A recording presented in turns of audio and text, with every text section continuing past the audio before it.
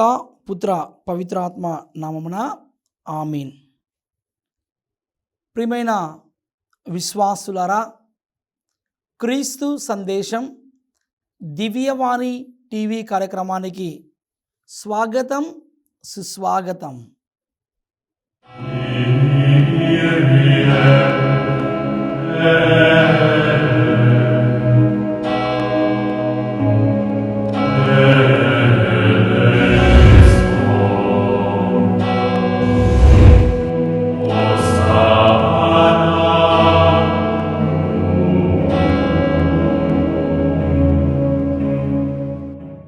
మత్తయి వార్త 5వ అధ్యాయము 7వ వచనం. దయామయులు ధన్యులు, వారు దయను పొందుదురు. ఈ పరిశుద్ధమైన సమయంలో దేవుని వాక్యాన్ని ఆలకిస్తున్న సమయంలో మనమందరము కూడా కళ్ళను మూసుకొని శిరములు వంచి ప్రార్థించుదాం. ప్రేమగల ప్రభువా, సర్వమును సృష్టించి పరిపాలిస్తున్న మా ప్రియ పరలోకపు తండ్రి, క్రీస్తు సందేశం దివ్యవాణి టీవీ కార్యక్రమంలో ప్రభువా మమ్మల్ని అందరినీ కూడా భాగస్థులను చేసినందుకు మీకు వందనములు తండ్రి. మేమందరము కూడా మీకు ఇష్టమైన బిడ్డలుగా జీవిస్తూ మీ వాక్యానుసారముగా ప్రభువా జీవించే శక్తిని, పరిశుద్ధాత్మ ప్రేరణను మాకు ప్రసాదించండి. మీ అనుదిన వాక్యం ద్వారా ప్రభువా మేమందరము కూడా ఆత్మలో మరింతగా ఎదుగుటకు, ఆత్మలో మరింతగా సమృద్ధిగా జీవించుటకు కావలసిన శక్తిని, దయను మాకు ప్రసాదించండి. మీ యొక్క కృపా అనుగ్రహముతో, మీ యొక్క ఆత్మాభిషేకముతో ప్రభువా మమ్మల్ని నిండుగా మెండుగా దీవించి మీ యొక్క సంరక్షణలో ప్రభువా మమ్మల్ని భద్రపరచమని ప్రేమగల ప్రభువా ఈనాడు ఈ క్రీస్తు సందేశం కార్యక్రమాన్ని వీక్షిస్తున్న ప్రతి ఒక్క బిడ్డను కూడా ప్రభువా హేరాళంగా దీవించండి. ఈ వాక్యాన్ని బోధిస్తున్నను దీవించి ఈ వాక్యాన్ని వింటున్న మీ ప్రేమైన బిడ్డలందరినీ కూడా ఆశీర్వదించమని ఈ మనవులను మా నాథుడైన యేసుక్రీస్తు దివ్యనామములో అడిగి ప్రార్థిస్తున్నాము తండ్రి, ఆమేన్.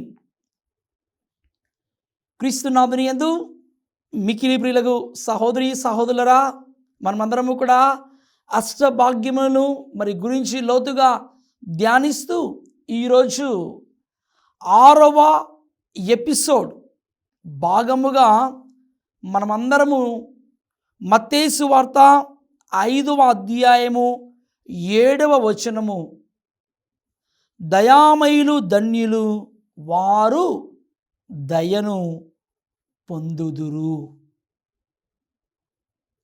ప్రియమైన సహోదరి సహోదరులరా, యేసుక్రీస్తు ప్రభువు తన ప్రియమైన శిష్యులకు తెలియజేస్తూ, మీరందరూ ఏ విధముగా దేవుని విలువల ప్రకారము, దైవరాజ్యపు విలువల ప్రకారము జీవించాలని కోరుతూ, దయామయులు ధన్యులు, వారు దయను పొందుదురని తెలియజేస్తున్నారు. మన అనుదిన జీవితంలో, మన ఆత్మీయ జీవితంలో మనమందరము కూడా ఈ యొక్క విలువైన సుగుణాన్ని, ఈ విలువైన సద్గుణాన్ని క్రైస్తవ బిడ్డగా ఆత్మీయ జీవితంలో ఎదుగుటకు, ఆత్మీయ జీవితంలో సమృద్ధిగా ఫలించుటకు ప్రభు ఈరోజు మనందరినీ పిలుస్తున్నారు. దయామయులు ధన్యులు, వారు దయను పొందుదురు. ధన్యుడిగా ఒక దయ అనే విలువైన సుగుణాన్ని నేర్చుకో. నాది నేను అన్న స్వార్థపూరితమైన హద్దులతో జీవిస్తున్న ఈ ప్రపంచంలో, అవినీతి, పగ, క్రోధము, అసూయ, ద్వేషము తాండవిస్తున్న ఈ ప్రపంచంలో యేసుక్రీస్తు ప్రభు ఒక విప్లవాత్మకమైన సందేశాన్ని ఇస్తున్నారు. ఏమిటి ఆ సందేశం అంటే, మీరు దయ కలిగి జీవించండి, మీరు కరుణ కలిగి జీవించండి, మీరు దయను కలిగి జీవించినప్పుడు దేవునికి ప్రియమైన బిడ్డలుగా మారుతారు. యేసు ప్రభునికి ఇష్టమైన బిడ్డలుగా మీరందరూ కూడా మారిపోతారని ప్రభు ఈరోజు మనకు తెలియజేస్తున్నారు. లూకాసు వార్త 6వ అధ్యాయము 36వ వచనం ధ్యానిస్తున్నాము. మీ తండ్రి వలె మీరును కనికరము కలవారై ఉండు. మీ తండ్రి వలె మీరును కనికరం కలవారై ఉండు. ఏ విధముగా? మరి దేవాది దేవుడు, మరి గొప్ప కనికరము కలిగిన వ్యక్తి, ప్రేమ కలిగిన వ్యక్తి, దయ కలిగిన వ్యక్తి, కారుణ్యము కలిగిన వ్యక్తి. అటువంటి దేవుని నుండి విలువైన గుణాన్ని మనుషులమైన మనము కలిగి ఉంటూ అన్ని విలువైన గుణాలు మనకు లేకపోయినా దయ అనే గొప్ప సుగుణాన్ని, దయ అనే గొప్ప సద్గుణాన్ని అలవర్చుకుని జీవించమని యేసుక్రీస్తు ప్రభు మనందరికీ ఈరోజు తెలియజేస్తున్నారు. ప్రియమైన సహోదరి సహోదరులారా, మనుషులుగా ఆత్మీయ జీవితంలో ఈరోజు మనం ఏ విధంగా జీవిస్తున్నాం? తోటి మనల పట్ల దయను చూపిస్తున్నామా? ఇతరుల మనుషుల పట్ల ప్రేమను చూపిస్తున్నామా? ఇరుగు పొరుగు వారి పట్ల కనికరము కలిగి జీవిస్తున్నామా? లేకపోతే ఎదుటివాడు నాకైతే ఏమైతే నాకెందుకులే, ఎదుటి వ్యక్తి ఎలా జీవిస్తే నాకెందుకులే, ఎదుటి వ్యక్తి ఎటువంటి హీనమైన స్థితిలో ఉంటే నాకెందుకులే అని నా కడుపు నేను నింపుకుంటే చాలు, నా జీవితం బాగుంటే చాలు అని అనుకుని జీవిస్తున్నావా? యేసు ప్రభు అంటున్నారు, ఈ రోజున నీతో ప్రియమైన బిడ్డ, నువ్వు దయ కలిగి జీవించు, నువ్వు కారుణ్యం కలిగి జీవించు, నువ్వు కనికరం కలిగి జీవించు, నువ్వు జాలి కలిగి జీవించు. నీ ఇరుగు పొరుగు వారు ఒకవేళ నిరాశ్రయ స్థితిలో ఉన్నారా? నీ ఇరుగు పొరుగు వారు ఒకవేళ బలహీనమైన స్థితిలో ఉన్నారా? దేవుని బిడ్డగా, దేవునికి ప్రియమైన కుమార్తెగా, దేవునికి ప్రియమైన కుమారుడుగా, దేవునికి ప్రియమైన సేవకుడుగా, ప్రియమైన సేవకురాలుగా నీవు ఇతరుల జీవితాలలో ఆ దయను చూపించు.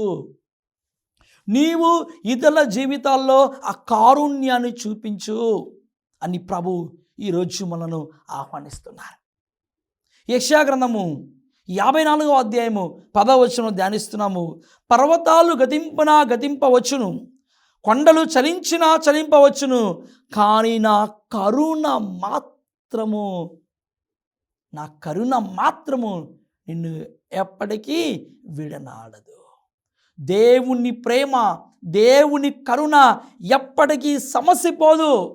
పర్వతాలు గతింపవచ్చును, కొండలు చలింపవచ్చును, కానీ నా కరుణ మాత్రము ఎన్నటికీ సమసిపోదు, నా కరుణ మాత్రము నిన్ను ఎప్పటికీ విడనాడదు అని ప్రభు ఈరోజు మనకు వాగ్దానం ఇస్తున్నారు.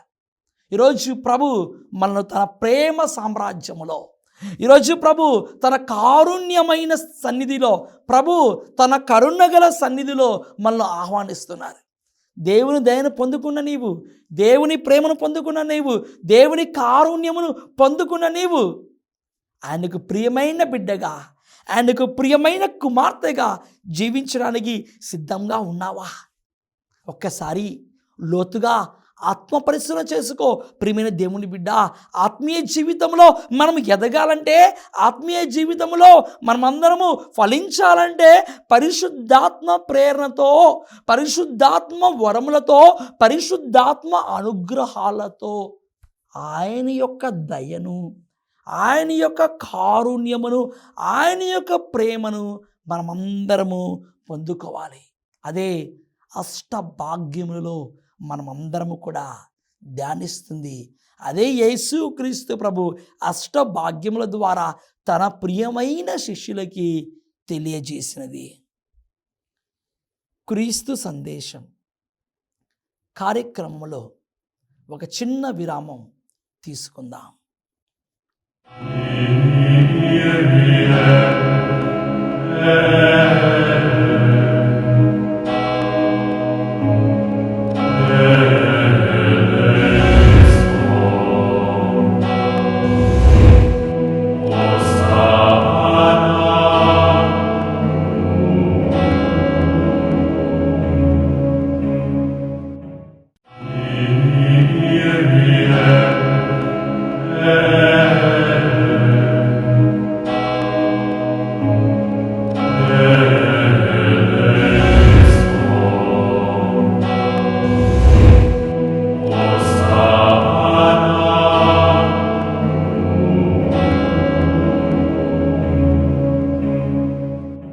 క్రీస్తు సందేశం కార్యక్రమానికి తిరిగి స్వాగతం.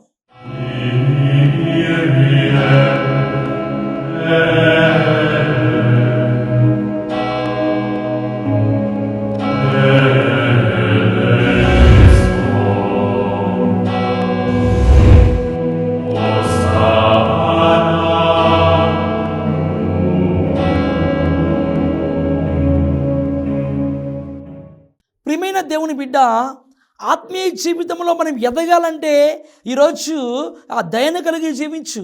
అందుకే ప్రభు అంటున్నారు మత్తయి సువార్త 5వ అధ్యాయం 7వ వచనంలో, దయామయులు ధన్యులు, వారు దయను పొందుదురు. ఈరోజు ఆత్మ పరిశీలన చేసుకో. నీవు జీవిస్తున్న ఈ ప్రస్తుత ఆధునిక ప్రపంచములో, ఈ సాంకేతిక పరిజ్ఞానము, కంప్యూటర్ యుగంలో, టెక్నాలజీ అభివృద్ధి చెందుతున్న ఈ ప్రపంచంలో నేను బిజీగా ఉన్నానని చెబుతున్నావు, నేను నా పనిలో నిమగ్నమై చెబుతున్నావు, నేను నా పని పట్ల శ్రద్ధ వహిస్తానని చెబుతున్నావు, మంచిదే. మరి దేవుని విషయాల, ఆధ్యాత్మిక విషయాల పట్ల శ్రద్ధను చూపిస్తున్నావా? ఆధ్యాత్మిక విషయాల పట్ల నువ్వు నిమగ్నమై లగ్నమై జీవిస్తున్నావా? ఇరుగు పొరుగు వారి పట్ల దేవుని ప్రేమను, కనికరాన్ని, కారుణ్యమును చూపించడానికి నీవు ముందుకు వస్తున్నావా? ప్రభు అంటున్నారు, ఇదిగో నీవు నీ మనసులను ఈ భూమిపై ఉన్న వస్తువుల మీద కాక పరలోక సంబంధమైన విషయాల మీద, పరలోక సంబంధమైన వస్తువుల మీద లగ్నము ఉంచుడు. చాలాసార్లు మనకు బాధ ఏమి కలుగుతుందంటే, మన ఆత్మీయ జీవితంలో మొదటి స్థానాన్ని యేసు ప్రభుకి ఇవ్వం. మన అనుదిన జీవితంలో ప్రథమ స్థానాన్ని దేవునికి ఇవ్వం. ఎవరికో ఇస్తాం. ఈ లోక సంబంధమైన పనులు, ఈ లోక సంబంధమైన కార్యకలాపాలలో, ఈ లోక సంబంధమైన క్రియలలో, ఈ లోక సంబంధమైన వస్తువులకు మొదటి స్థానాన్ని ఇస్తున్నావు. ఈరోజు నువ్వు ఆత్మీయ జీవితంలో ఆనందంగా, సంతోషంగా ఉండాలంటే నువ్వు ఇవ్వాల్సినది మొదటి స్థానం యేసు ప్రభువుకు. చూసారా, పునీత పౌలు భక్తుడు ఫిలిప్పీయులకు రాసిన లేఖ 4వ అధ్యాయము 4వ వచనంలో మనం అందరం కూడా ధ్యానిస్తున్నాం. ఆనందించుడు, ప్రభువునందు ఆనందించుడు, మరలా చెప్పుచున్నాను మీరు ఆనందించుడు. మనం ఈరోజు ఎవరి యందు ఆనందించాలి? ప్రభువునందు ఆనందించాలి. కనుక ప్రియమైన సహోదరి సహోదరురా, విశ్వాస జీవితంలో, ఆత్మీయ జీవితంలో మనమందరము కూడా మొట్టమొదటి స్థానాన్ని యేసు ప్రభువుకి ఇవ్వాలి. ప్రియమైన దేవుని బిడ్డ, ప్రభువునకు ప్రథమ స్థానాన్ని మనము ఇచ్చినప్పుడు ఆయనకు మనము ఇష్టమైన బిడ్డలుగా జీవించగలం. అదే ప్రభు ఈరోజు మన నుండి కోరుతుంది. ఈ సందర్భంలో ప్రియమైన సహోదరి సహోదరురా, మా విచారణలో జరిగిన ఒక గొప్ప సంఘటనని మీ అందరికీ నేను పంచుకుంటున్నాను. ఆత్మీయ జీవితంలో మనం ఏ విధంగా ఆనందంగా ఉండాలని ఈ సంఘటన ద్వారా మరి నేను మీకు తెలియజేస్తున్నాను. ఇలానే ఒకరోజు ఒక ఆమె పరిశుద్ధ దీవెల పూజ ఆదివారము గ్రామంలో అయిపోయిన తర్వాత గ్రామంలో ఉన్న సహోదరి నా దగ్గరికి వచ్చినది. ఫాదర్, నేను సంతోషంగా ఉన్నాను, నా భర్త గారు సంతోషంగా ఉన్నారు, మేము చక్కగా దేవుడిచ్చిన ఆస్తి పాస్తులు ఉన్నాయి, దేవుడిచ్చిన ఇల్లు ఉంది, దేవుడిచ్చిన భూమి ఉంది, అన్నీ ఉన్నాయి మాకు. కానీ మాకెందుకో ఏదో కొరత వస్తూ ఉంది. ఏందమ్మా మరి బిడ్డలు అలా ఉన్నారన్న? బిడ్డలకేముంది ఫాదర్, బిడ్డలు బాగున్నారు, దూర ప్రాంతంలో ఉన్నారు, దూరదేశంలో ఉన్నారు, రూపాయి సంపాదిస్తున్నారు, సంతోషంగా ఉన్నారు అని ఆమె చాలా సంతోషంగా చెబుతూ ఉంది. మేము బాగున్నాం ఫాదర్ అని చెబుతుంది. బిడ్డలు బాగున్నారమ్మా, ఇంక నీకే సమస్యమ్మా, నువ్వు బాగున్నావు, మీ భర్త గారు బాగున్నారు, మీ బిడ్డలు బాగున్నారు, ఇంక ఏమిటి నీ సమస్య, ఇంక ఏమిటి నీ యొక్క మరి దుఃఖం అంటే నా జీవితంలో ఒక కొరత ఉంది ఫాదర్ గారు, ఏదో తెలియని ఒక లోటు ఉంది, ఏదో తెలియని ఒక కొరత ఉందని ఆమె నాతో అంటుంది. ఏందమ్మా అంతా బాగానే ఉంది అంటే, ఎక్కడ ఫాదర్ గారు, నేను సంతోషంగా కొంతకాలం మాత్రమే ఉన్నాను, నేను ఆనందంగా కొంతకాలం మాత్రమే ఉన్నాను. మరి ఏమవుతుందామంటే జీవితంలో మేమన్నీ కూడా మంచిగానే ఉన్నాము, కానీ కొన్ని నెలల నుంచి మాకు తెలియకుండానే మా దగ్గర ఉన్న ఆస్తి పాస్తులు మొత్తం కూడా అవి నిదానంగా చల్లా చెదరైపోతున్నాయి.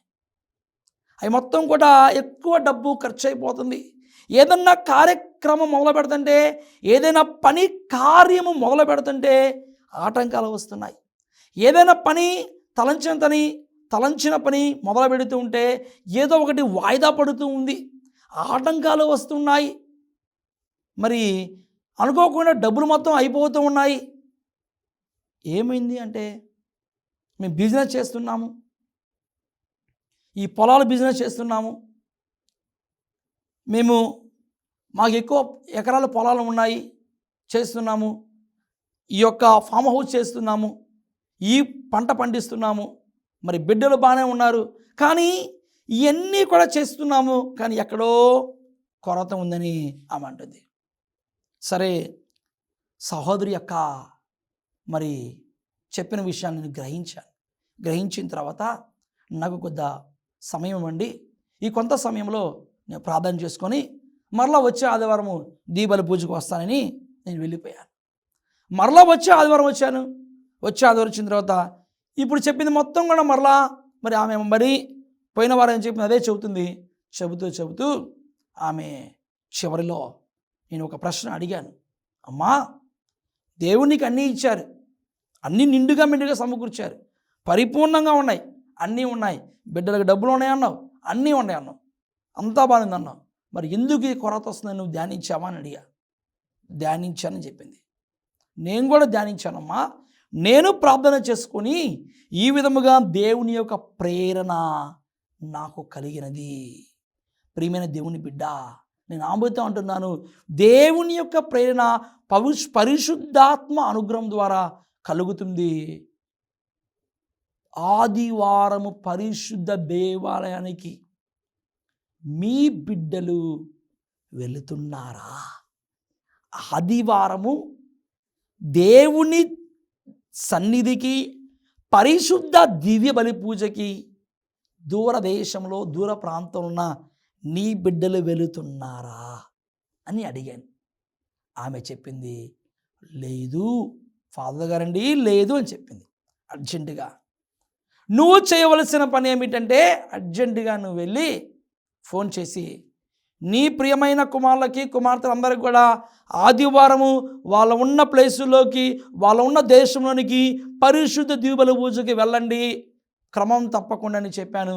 ప్రియమైన సహోదరా, ఆ మాట చెప్పిన తర్వాత ఈ భార్యాభర్తలు ఇద్దరు కూడా ఆలకించి వారి బిడ్డలకు చెప్పారు. ఈరోజు ప్రతి ఆదివారము పరిశుద్ధ దీవుల పూజకు వాళ్ళు వెళ్తున్నారు. వారి జీవితంలో ఉన్న లోటును, వారి జీవితంలో కొరత మొత్తము కూడా పోయి ఈరోజు వాళ్ళు సంతోషంగా ఉన్నారు. అది ఒక ఎత్తు సాక్ష్యం ఆమె చెప్పింది. నేను ఆమెకు చెప్పాను, నీ జీవితంలో నువ్వు మాత్రమే కాదు, దేవునికి ప్రథమ స్థానాన్ని ఇవ్వాల్సినది నీ బిడ్డలు కూడా జీవితంలో యేసయ్యకు ప్రథమ స్థానం ఇవ్వాలి. అప్పుడే నీవు సంతోషంగా ఉంటావు, నీ బిడ్డలు సంతోషంగా ఉంటారు, నీ జీవితంలో లోటు ఉండదు, కొరత ఉండదు. ఎందుకంటే భార్యాభర్త మాత్రమే కాదు కుటుంబంలో దేవాలయం రావాల్సింది, భార్యాభర్త మాత్రమే కాదు దేవుణ్ణి విశ్వసించవలసినది, భార్యాభర్తతో పాటు బిడ్డలు కూడా దేవుణ్ణి విశ్వసిస్తే, బిడ్డలు కూడా దేవుని సన్నిధికి వస్తే, బిడ్డలు కూడా పరిశుద్ధ దీవెన పూజలో పాల్గొంటే ఆ కుటుంబము సంపూర్ణముగా ఆశీర్వదింపబడుతుంది. ఆ కుటుంబము పరిపూర్ణముగా దేవుని దీవెనలకు సంపూర్ణముగా బడయుదురు. అదే వారు చేసిన తప్పు, లోటు ఏమిటంటే భార్యాభర్తలు వస్తున్నారు కానీ బిడ్డలు చర్చికి వెళ్ళట్లేదు. ఎప్పుడైతే చెప్పామో చర్చికి వెళ్ళమని పరిశుద్ధ దీవెన పూజకు వెళ్ళారు, దేవుడు సమృద్ధిగా దీవిస్తున్నాడు. ఈరోజు ఒకవేళ ఆ కుటుంబం వల్ల ఈరోజు మన కుటుంబాలు ఉన్నాయేమో. ఈరోజు ఆ కుటుంబం వలె మన కుటుంబం అంటే ఈరోజు సరిదిద్దుకో. కుటుంబంలో ఆదివారము భార్యాభర్త మాత్రమే పరిశుద్ధ దీపల పూజ వస్తే సరిపోదండి. బిడ్డలు కూడా రావాలి. నీ తర్వాత తరం కూడా దేవాలయానికి రావాలి. నీ తర్వాత బిడ్డలు కూడా దేవాలయానికి వచ్చి పరిశుద్ధ బలి పూజలో పాల్గొని దేవుని సన్నిధిలో ప్రార్థన చేసుకుంటే దేవుడు సమృద్ధిగా మనల్ని దీవిస్తాడు. అందుకే జీవితంలో గుర్తు చేసుకో. సంతోషముగా ఆనందముగా ఉండాలంటే ఈరోజు దేవుని దయను పొందుకుని జీవించుకో. అందుకే ప్రభు అంటున్నారు, మరి మనందరికీ తెలుసు, JOY, joy. J means Jesus. Jesus is the first. Yesu ప్రభునికి, దేవాది దేవునికి మనము ఆత్మీయ జీవితంలో మొట్టమొదటి స్థానాన్ని మనం ఇవ్వాలి. First place. JOY. O means others. Others are second. నీ జీవితంలో యేసు ప్రభు తర్వాత, దేవాదేవుని తర్వాత నీ ఇరుగు పొరుగు వారికి స్థానాన్ని ఇవ్వు. Why means you are lost. జీవితంలో నీకు చివరి స్థానాన్ని, దేవునికి ప్రథమ స్థానాన్ని ఇచ్చినప్పుడు, దేవుని తర్వాత ఇరుగు పొరుగు వారికి స్థానాన్ని ఇచ్చినప్పుడు, తర్వాత నిన్ను చూసుకున్నప్పుడు దేవుడు అమితముగా నిన్ను ఆస్వాదిస్తాడు. ఎందుకంటే నీ సంతోషంలో, నీ ఆనందంలో, నీవు కష్టం వచ్చినా, బాధ వచ్చినా, శ్రమ వచ్చినా, సంతోషంగా ఉన్నా, నీ జీవితంలో మొట్టమొదటి స్థానాన్ని యేసు ప్రభువుకి ఇవ్వు. తద్వారా దేవుడు నిన్ను దీవిస్తాడు.